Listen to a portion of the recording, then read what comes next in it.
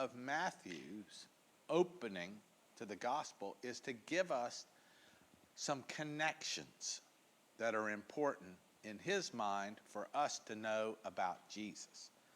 And so what does he say? He says, the record of the genealogy of Jesus the Messiah. So that's right there out front. The son of David. Well, that's right out there. And we're kind of accustomed to that. And then he says, the son of Abraham. And then he goes on and he does all the begats. So Abraham was the father of Isaac, and Isaac the father of Jacob, and Jacob the father of Judah and his brothers, and Judah was the father of Perez, etc., etc., etc. And he keeps going down the line of all of the kings connected to Uzziah and Hezekiah and Josiah, and then the deportation to Babylon.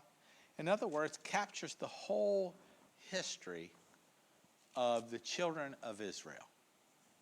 That's what's going on here. He's connecting Jesus directly to the history, the lineage of the children of Israel, including Father Abraham. So all the generations from Abraham to David are 14 generations. From David to the deportation to Babylon, 14 generations. And from the deportation to Babylon to the Messiah, 14 generations. That's pretty cool. Now, a few weeks ago, was it Bonnie? Maybe it was last week. I can't remember. I think it was last week. Bonnie said, why don't they just have, witnesses? Right? You remember that? So I just want to reiterate this as we go through. Since the middle of the 19th century, for modern people,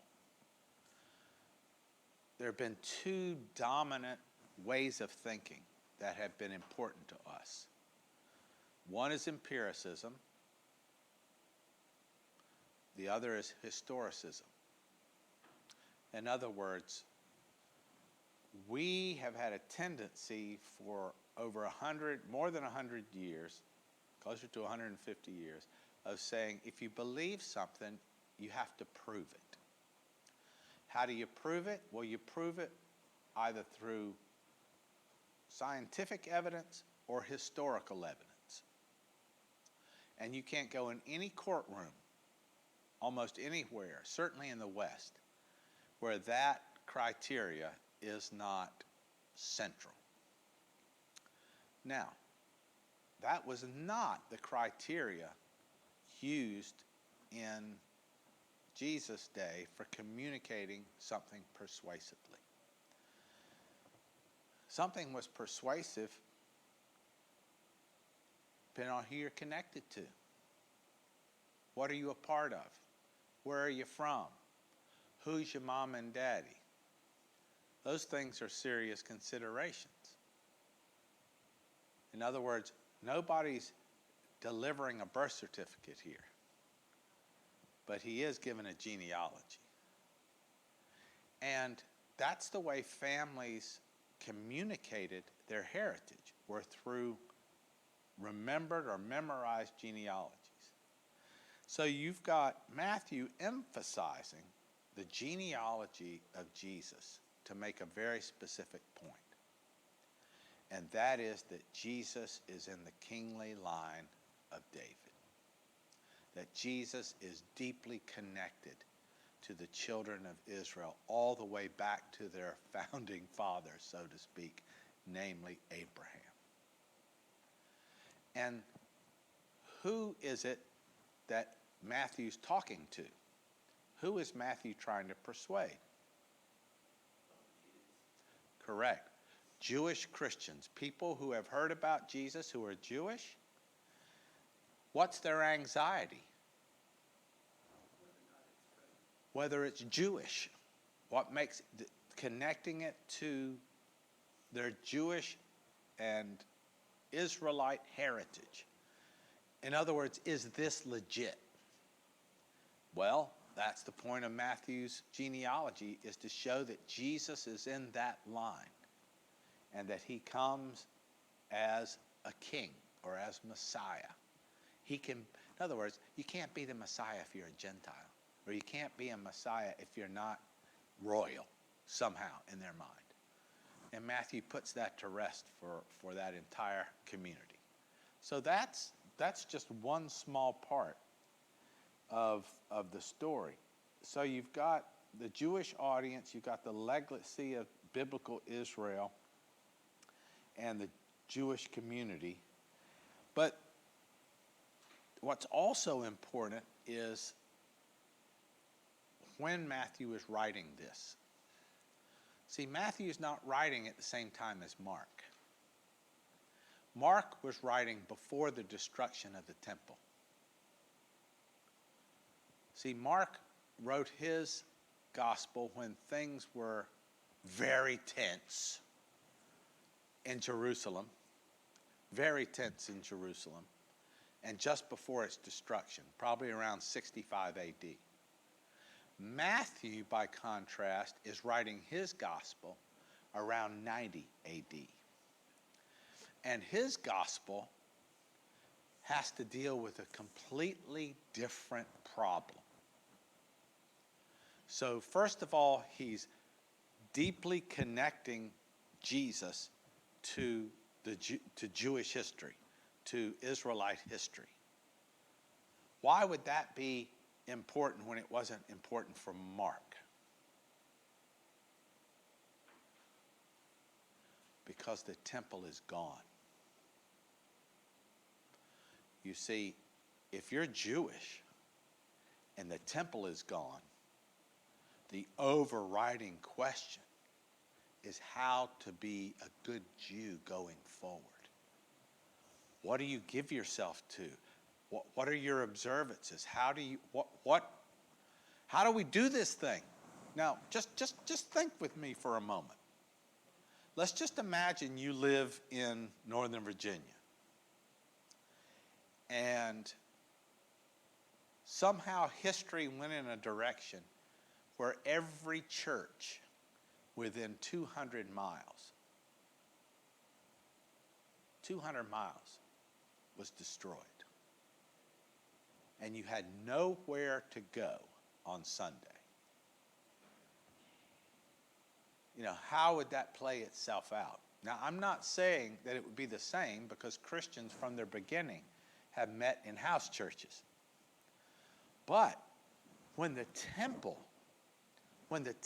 is the very core of your faith, that's where God resides. And now the temple has been destroyed. So where is God? That's it. You got it. Where is God? If the temple's been destroyed and Matthew's writing in 90 AD, every Jew is asking themselves, where is God? Well, what is Matthew saying? Here he is. He's here. And so Matthew points to Jesus as being the messianic figure. I'll say more about this in the sermon today, but he's the messianic figure that they've all been waiting for. And of course, they'll all trade on Isaiah. Isaiah, who says what? Wonderful Counselor, Mighty God, Everlasting Father, Prince of Peace. In other words, they are helping those early Jewish Christians who have learned of Jesus and his messiahship. He's giving them, you might say, what they need psychologically to know that Jesus is the guy, is the one we've been waiting for. And so the genealogy connecting Jesus so deeply and profoundly to Abraham and Isaac and Jacob, connecting him to David and Solomon, is invaluable in telling the story and telling the story of who Jesus is. All right, and so then you have the conception. See, in Matthew, the conception of Jesus is a very short part. And now the birth of Jesus Christ was as follows. You get this long genealogy. Well, here's how he was born. When his mother Mary had been betrothed to Joseph before they came together, she was found to be with child by the Holy Spirit. What's he doing there? Pointing to Jesus' divinity. He has to get them to understand Jesus' divinity. He is of God. He's born of God. But when he had considered this, behold, an angel of the Lord appeared to him in a dream, saying, Joseph, son of David, do not be afraid to take Mary as your wife. Why is that important? Because Joseph is the line of the genealogy. And if it takes Mary as his wife, that makes Jesus legally a son of Joseph. Right? And a son of David thereby. In other words, he's connecting all the dots for those Jewish Christians who are living in Palestine, Judea, Perea, and Galilee, and Idumea farther south, in that region, all those Jewish Christians who are emerging, they now are, you might say, Matthew is explaining for them how it all hangs together for them. Because, they don't have Sunday school quarterlies from Lifeway to tell them. They got nothing except each other and the Old Testament. Well, you see how much they lean on the Old Testament in telling the story, because they're connecting a lot of dots. So, but when he had considered this, behold, an angel of the Lord appeared to him in a dream, saying, Joseph, son of David, do not be afraid to take Mary as your wife, for the child who has been conceived in her is of the Holy Spirit. She will bear a son, and you shall call his name Jesus, for he will save his people from their sins. And now, again, why would he have to say that in the short paragraph? How did they take care of their sins before? The temple. You made sacrifice at the temple. But he's going to take care of it. Jesus will be the new temple. That's right. He's the new temple. So your yearning, your sense of loss, that can be turned back into what the provision that God has made through his Son, who will forgive your sins. And now all this took place to fulfill what was spoken by the Lord through the prophet. Behold, the virgin shall be with child and shall bear a son, and they shall call his name Emmanuel, which translate means God with us. Can anyone see where that note comes from? Where does that Old Testament reference?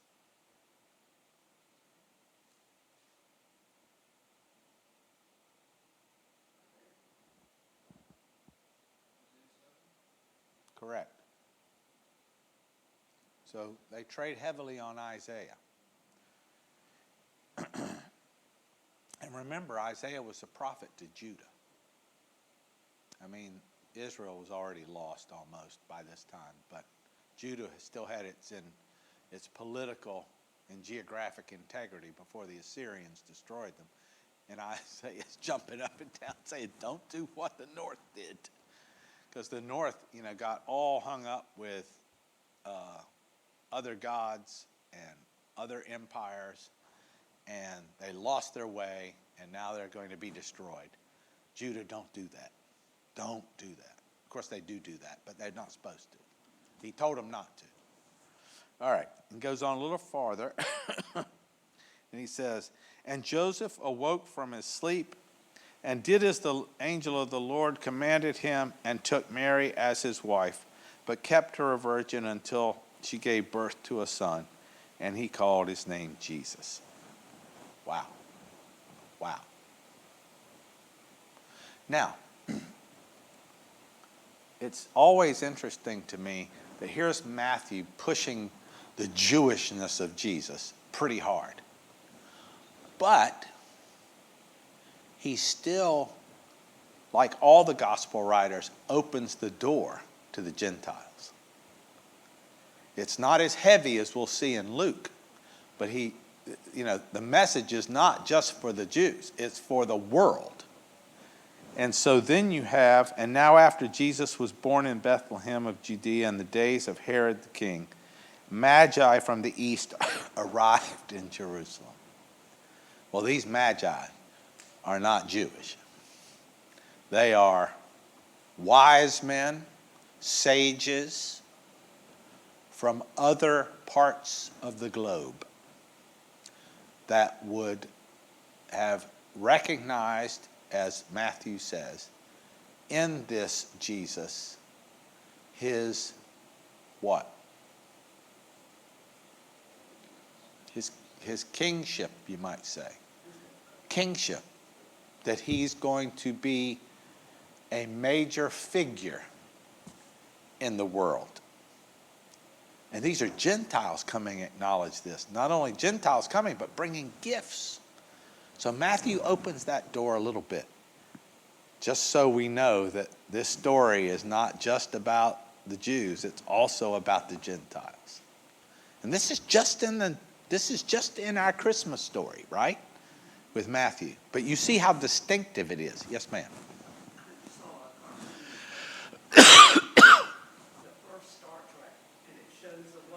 Oh, that's good. Making their way to the star, the first Star Trek. That's very good. I like that. So there's Matthew. So notice how distinctive his gospel is. He's very keen to address the particular problems that were coming up for those who were Jewish but finding themselves believing in Jesus. And he's giving them the backstory, so to speak, of Jesus and how he is who he is from that perspective. But then let's turn over to Luke. Now Luke, his story's a little different. And just so you know, Luke has a more developed, Luke kind of gives us the plot line that we follow the most at Christmas time. But again, it's just he and Matthew doing the genealogies and the birth narratives. And Matthew's focusing on those early Jewish Christians. Well, let's hear what Luke's up to. So what does Luke do? He says, inasmuch as many have undertaken to compile an account of these things and were accomplished among us. And so he's addressing this to Theophilus. Theophilus is not a Jew, more than likely. He's a Greek. And it says, in the days of Herod, king of Judea, there was a priest named Zacharias of the division of Abijah. And he had a wife from the daughters of Aaron, and her name was Elizabeth. And they were both righteous in the sight of God, walking blamelessly in all the commandments and requirements of the Lord. And they had no child, and because Elizabeth was barren, and they were both in advanced years. And now it happened that while he was performing his priestly service before God in the appointed order of his division, according to the custom of the priestly office, he was chosen by lot to enter the temple of the Lord and burn incense. Notice again, Luke brings in the temple theme, right? But his audience is going to be more Gentile-centered, not Jewish-centered. So we have this pious family, this high level of piety. And you see that all throughout Luke. It's not so much about their Jewish identity, it's about the magnitude of their piety. And the whole multitude of the people were in prayer outside of the hour of incense. Now, we can't go through all of it, but you know the account of Aaron and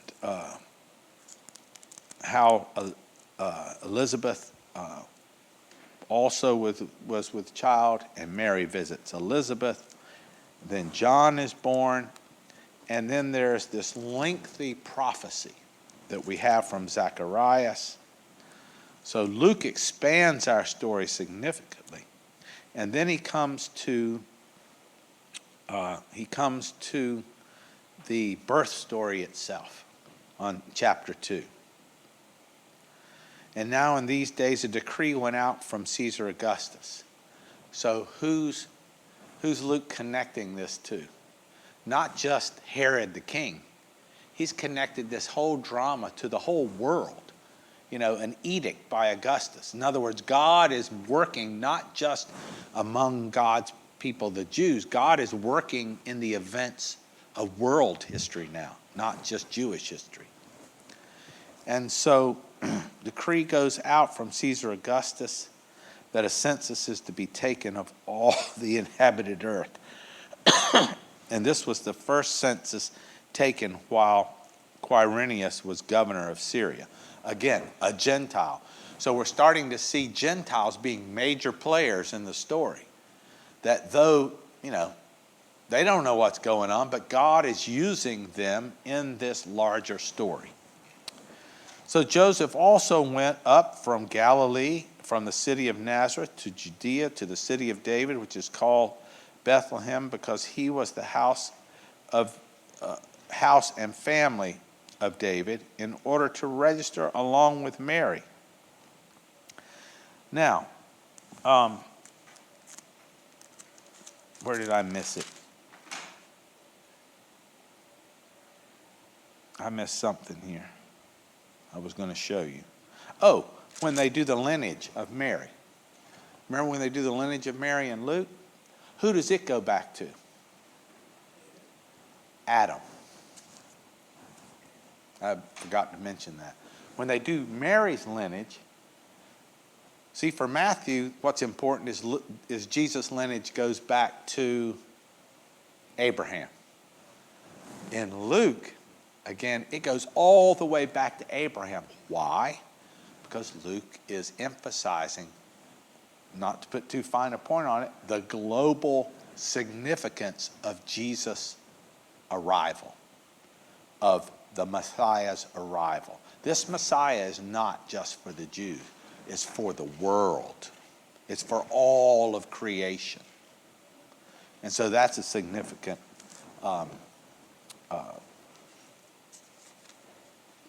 feature of the distinctiveness of Luke's narrative.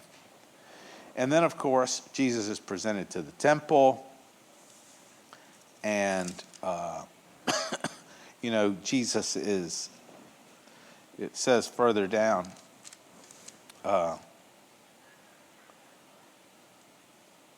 and when they had done everything according to the law of the Lord, they returned to Galilee, to their own city of Nazareth, and the child continued to grow. And so Luke concludes the birth narrative with their faithfully living out their calling in Nazareth. All right? So here we have two slightly contrasting accounts. One that emphasizes the Jewishness of Jesus, the other emphasizing his global or universal significance. And the reason I bring that up is that when we do Christmas card theology, in other words, when we conflate the two, there's nothing wrong with conflating the two because they tell different aspects of the same story. However, it's always important to listen well to the voice of the one that's speaking to you alone sometimes. When you read Matthew, you want to take in all that Matthew's trying to tell us. And when you read Luke, you want to take in all that Luke is trying to tell us. And it enriches how you understand the story. if we conflate them and don't reflect on that enough, we miss some of the significance of what it is God's trying to teach us through his word about the person of Jesus and his significance for us. Does that make sense? So questions or comments you might have from what, because this is, a lot of folks don't have opportunity to observe these differences. Yes, ma'am. Do you have a microphone? There you go.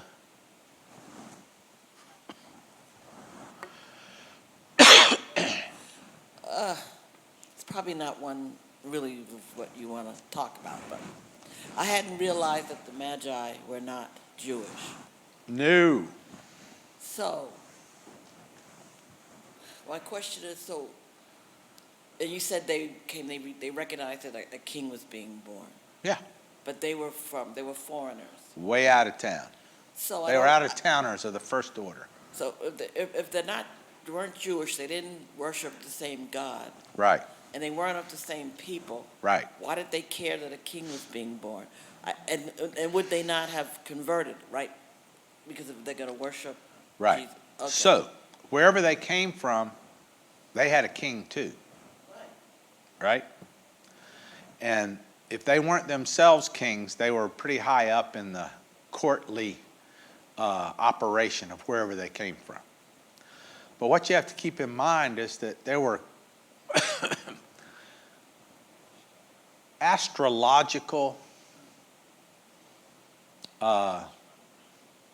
changes had deep significance for lots of cultures. Many cultures saw the divine in the sky, in the skies.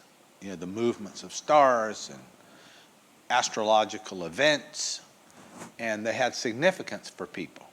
If you were born under a certain star, it had an influence on who you were, what you were, etc. And so the point is Luke's point is that this astrological event associated with Jesus drew significance to his birth, because these Gentile sages, wise men, it's important that we hear that, these were elevated, respected figures from a Gentile culture, not our own. And even they came and acknowledged Jesus. They came and worshiped. So, now, again, we have a narrow view of worship. We have this spiritual relationship to the Almighty, right?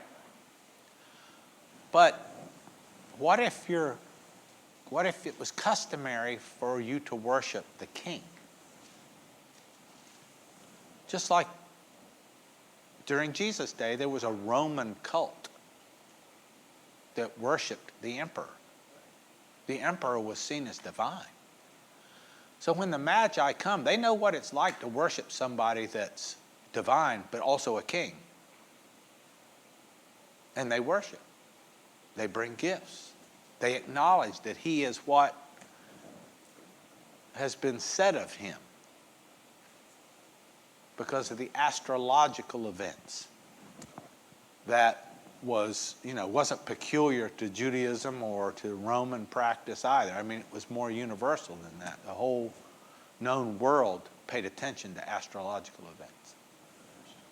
And so that these Magi would come to this humble place and make this acknowledgement was pretty significant. Any other questions or comments? Here, I'll get it for you. It's okay. Oops, it didn't like that. Did it, tree? Okay. Okay, I know how to do this. There it is. There you go. For No. many years, I've been feeling that part of Christianity is missing the Jewish part. Yeah. I think it is so important, like, okay, Jesus went to the temple and threw the people out. I remember actually when you were doing that Yeah. in the play. Yeah. Why? What's the big deal? You know, and we never got that history, the Jewish history. And what you're telling us today is the piece that has been missing for us. Yeah. We have the story, but more why? Right. Why? I say this with some sorrow, really. Western Christianity has played down Jesus' Jewishness for a long time. Long time. I would like to have learned more about the culture then. Oh, yeah. Why was this young kid allowed to get up and speak in the temple? Right? Yeah. And there are many practices that are reflected in the New Testament, but because we have not given attention to Jesus' Jewishness, we miss the significance of his doing so. Yes.